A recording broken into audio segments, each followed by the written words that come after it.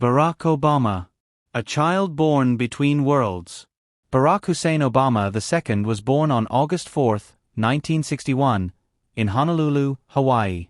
His story did not begin with power, privilege, or certainty. It began with difference. His father, Barack Obama Sr., was a young economist from Kenya, full of ambition and intelligence. His mother, Stanley Ann Dunham, was a kind-hearted woman from Kansas, curious about the world and deeply committed to education. At a time when interracial marriages were still rare and often criticized, their union itself was an act of courage. But the family did not last. When Barack was just 2 years old, his father left to continue his studies. He would see his father only once more in his life. From a very young age, Barack learned a difficult truth. Life does not always stay whole. Barack was raised mostly by his mother and grandparents. His grandparents were ordinary Americans. His grandfather sold furniture. His grandmother worked at a bank.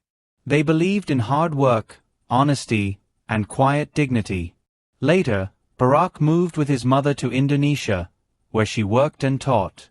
Life there was simple and sometimes harsh. He saw poverty up close. He saw children who went to school hungry. He saw how luck and birth could shape destiny. At night, his mother would wake him up at 4 a.m. to teach him English lessons, believing education was his way forward. Even as a child, Barack felt different.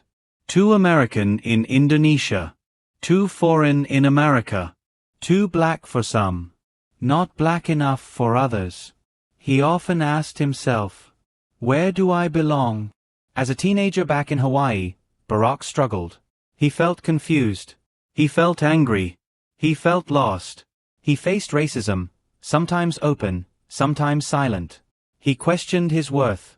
He made mistakes. He searched for identity in the wrong places. But deep inside, there was something else growing.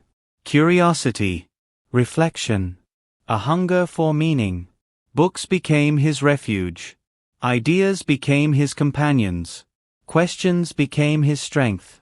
Instead of running from his confusion, Barack slowly began to understand it. Barack Obama earned a scholarship to Occidental College, then transferred to Columbia University in New York. New York was big, fast, and lonely. He lived in small apartments. He worked ordinary jobs. He observed the world quietly. After graduation, he made a decision that surprised many. Instead of chasing money, he became a community organizer in Chicago. His job was not glamorous. The pay was low. The work was exhausting. He worked with poor communities suffering from unemployment, crime, and neglect. He knocked on doors. He listened to pain. He faced rejection again and again. That was where he learned the most important lesson of his life. Real change starts from the ground, not the top. Barack later attended Harvard Law School, one of the most prestigious institutions in the world. There, something historic happened. He became the first black president of the Harvard Law Review. This was not just a personal victory. It was a symbol. But Barack remained humble. He believed leadership was about bringing people together, not standing above them. At Harvard, he met Michelle Robinson, a strong, intelligent, and confident woman who would become his partner in life. Barack returned to Chicago, working as a lawyer and teaching constitutional law. Eventually, he entered politics, not for fame, but for impact. He ran for the Illinois State Senate, then later for the U.S. Senate. In 2004, his speech at the Democratic National Convention changed everything. He spoke of hope. He spoke of unity. He spoke of one America, not divided by race or class. That night, the nation listened and remembered his name. In 2008, Barack Obama did what many believed was impossible. He ran for President of the United States. Critics said, America was not ready. His name was too foreign. His skin color was a barrier. His experience was insufficient. But Barack believed something deeply. Change only happens when someone dares to try. His campaign was built on hope, grassroots energy, and belief in ordinary people. Millions joined him. Young voters, minorities, workers, dreamers.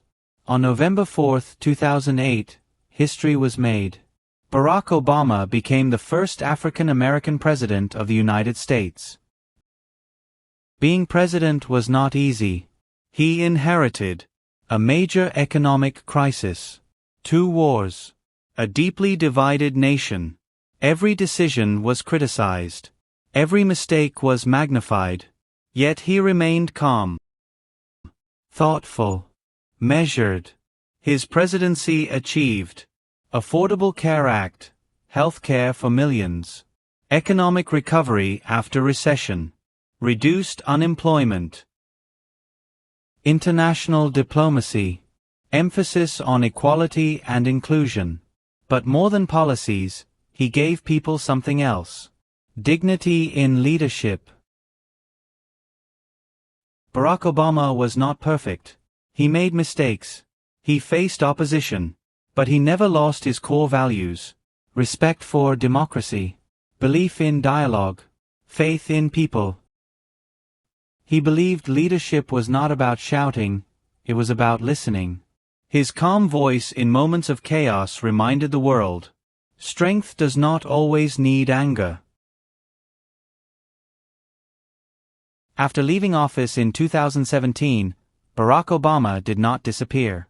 He continued to write, speak, mentor young leaders, inspire future generations.